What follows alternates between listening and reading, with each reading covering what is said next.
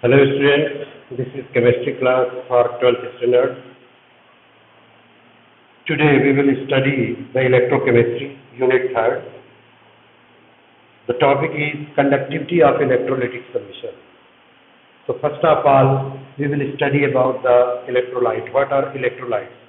Electrolytes are those ionic or highly polar non-ionic compounds which do not allow to pass the electricity through them in their solid state, but they they allow to pass the electricity in their molten state or in aqueous solution.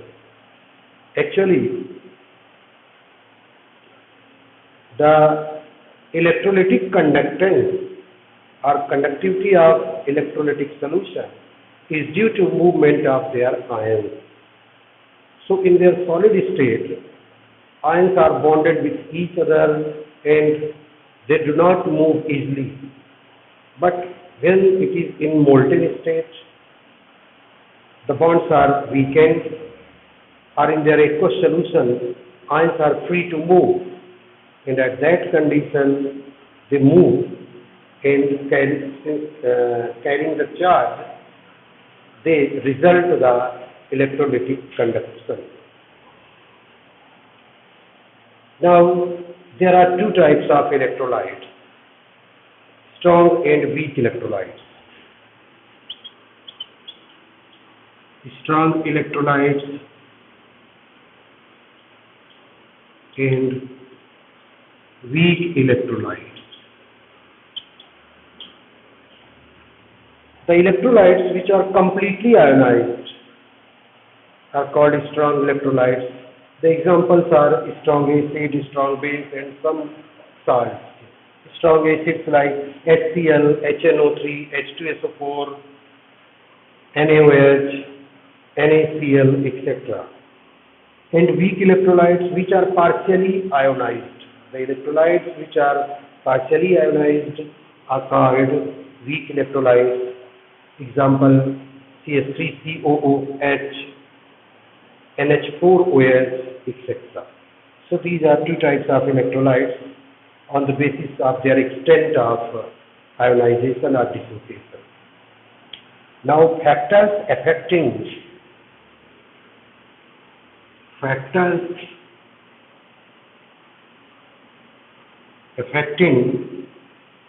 electrolytic conduction. Factors affecting electrolytic conduction. So there are four types of factors which affect the electrolytic conduction. First is nature of electrolyte. Nature of electrolyte. This may be also termed as solute-solute interaction. Solute-solute interaction. If the interaction or attraction between solute particles is larger, obviously their movement will be slow. So we can say that if the solute-solute interaction or interaction between solute particles is larger, the conductivity will be low. So we can say this is in opposite to conductivity.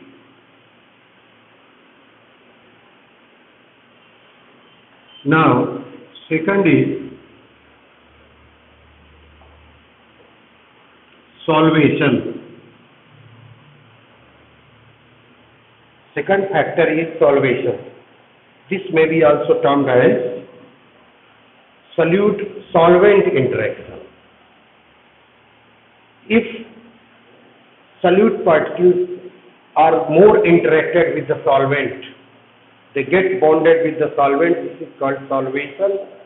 In case of water, it is called hydration. And if solvation or hydration will be in higher extent, it is clear that solute particles or ions will move slowly. Their speed will be slowed. In that condition, the conductivity is decreased.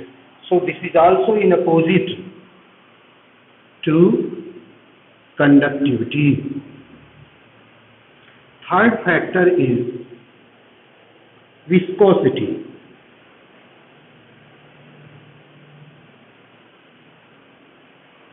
Viscosity. This is also called solvent-solvent interaction. As you know that viscosity is due to interaction between the solvent particles.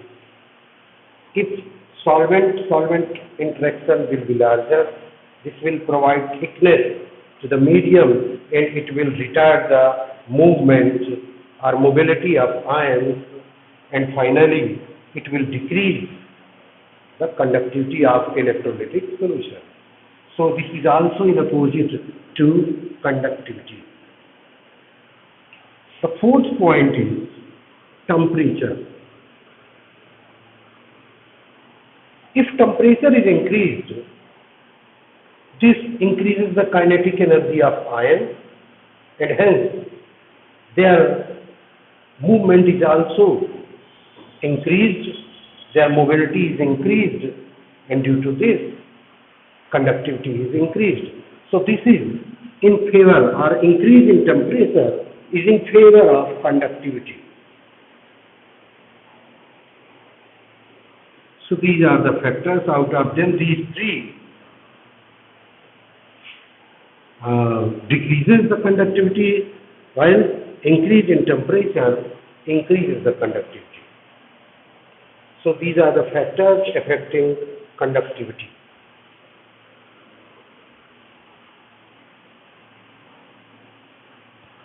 Now we will study about the Ohm's law.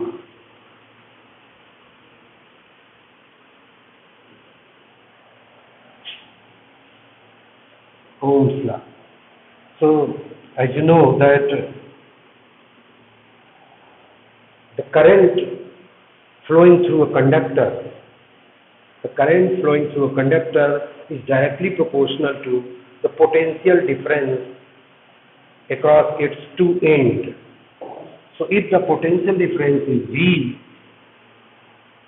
and the current flowing is I, the V proportional to I according to Ohm's law. Here we can write V equal to IR. R is a constant which is called resistance.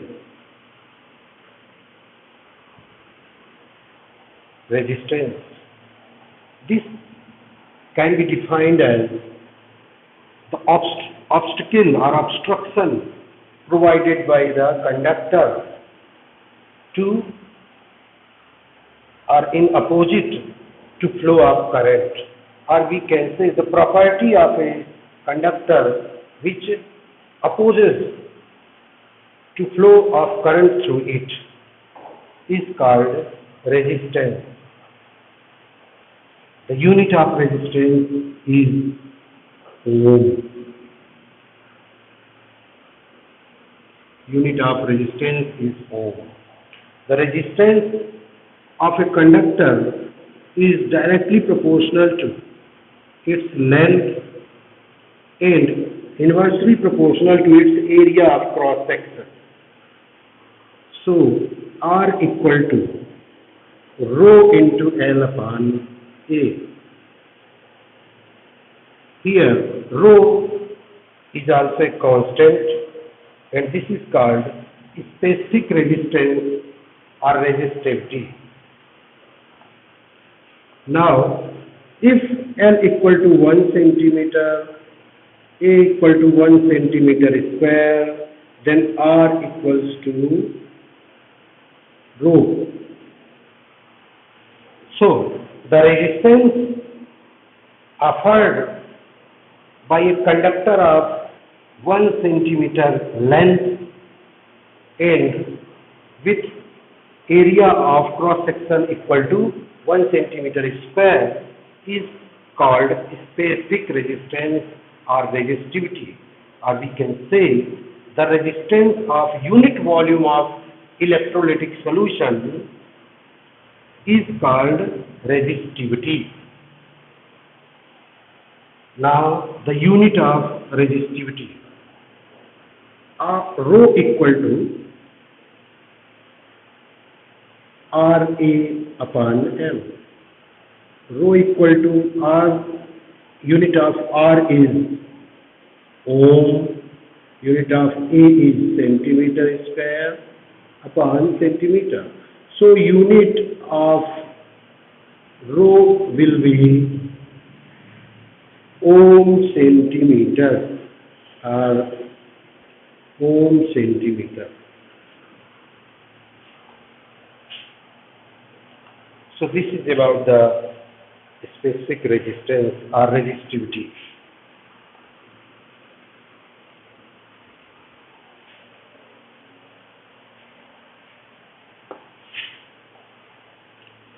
Now, conductance.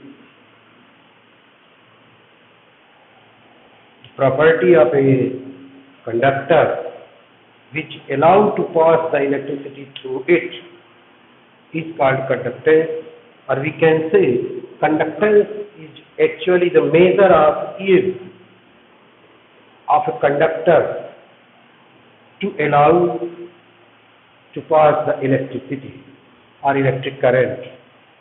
Conductance is the reverse of resistance is denoted by C. So C equal to 1 upon R. So unit of C will be ohm inverse or ohm inverse. This is also called Siemens. So unit of conductance is also called Siemens or ohm inverse. Now, specific conductance. Specific conductance.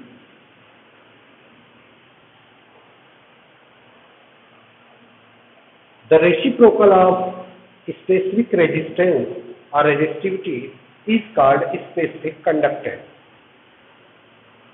Specific conductance is denoted by a Greek letter kappa. So this is the reciprocal of specific resistance or resistivity. Now, unit. Since the unit of rho is ohm centimeter, unit of rho is ohm centimeter. So unit of kappa is ohm inverse centimeter inverse, or unit of kappa is Siemens centimeter inverse.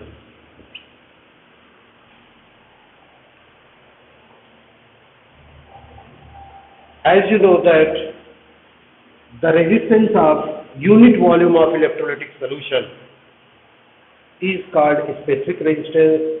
So the specific conductance can also be defined as the conductivity of unit volume of electrolytic solution.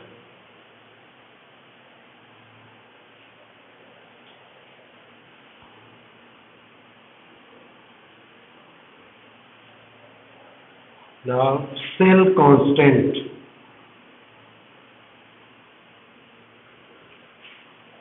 Cell constant is defined as the ratio of length of a conductor and its area of cross section. Means the term L upon A is called cell constant. This is denoted by G.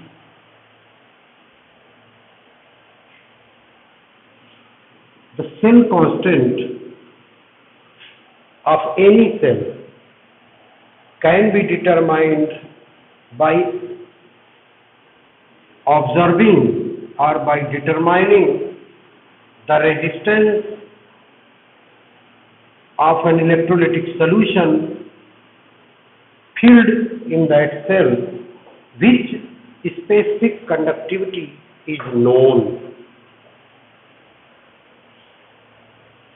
or we can say, if we want to determine the cell constant of a cell, we will fill the electrolytic solution of known specific conductivity, and we will determine the resistance of this electrolytic solution with the help of Wheatstone bridge. And by knowing the resistance, we can find the value of cell constant, because cell constant is equal to kappa into resistance. This can be found on the basis of, as you know, that rho equal to RA upon L, or kappa equal to L upon RA, and kappa equal to 1 upon R into cell constant. So, cell constant G equal to kappa into R. Cell constant G equal to kappa into R. Means cell constant equal to specific conductance into observed resistance. And observed resistance, its opposite is also equal to observed conductance.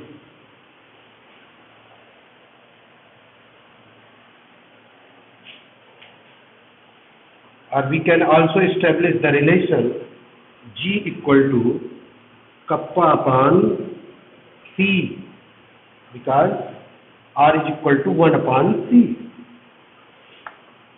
So, cell constant equal to specific conductivity upon observed conductivity.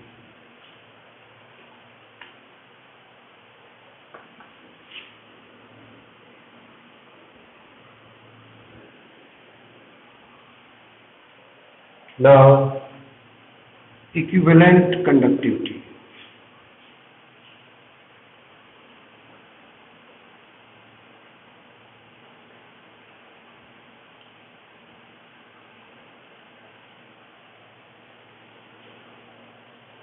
The conductivity of electrolytic solution which contains 1 gram equivalents of electrolyte is called equivalent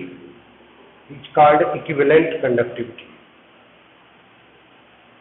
The conductivity of electrolytic solution which contains 1 gram equivalent of electrolyte is called equivalent conductivity. Equivalent conductivity is denoted by lambda EQ. How it is related with specific conductivity? To find it, let us consider the unit volume of electrolytic solution. Unit volume of electrolytic solution, suppose this volume is 1 cubic centimeter filled with electrolytic solution. Since the volume is here unit, so its conductivity will be called specific conductivity, because the specific conductivity is the conductivity of unit volume of electrolytic solution. So its conductivity will be known as specific conductivity. Now, at the same time, if this electrolytic solution is containing 1 mole of electrolyte,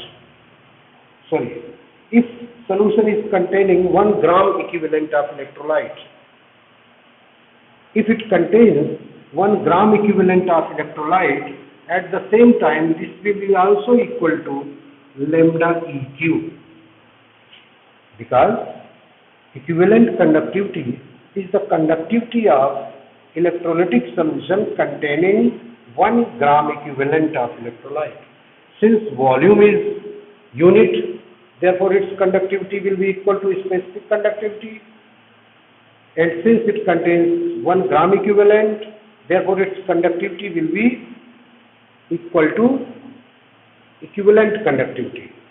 So,